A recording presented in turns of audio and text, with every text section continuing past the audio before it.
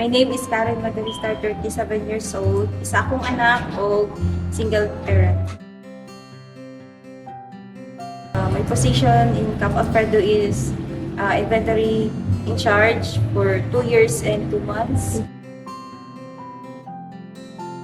My challenges as a working mom is I need how to balance time sa family o sa imong work. Kay I need to strive hard for my family's needs. Kay nakoy anak na ka-eskwela. To balance my work as a working mom is time management. Kay always good sa trabaho kaysa balay.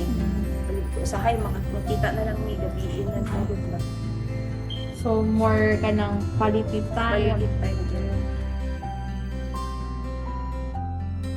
As a working mom, my advice to other mom nga nag-work pod is give time sa family, lalo na rest day lang din kay once a week lang mo jud among rest day.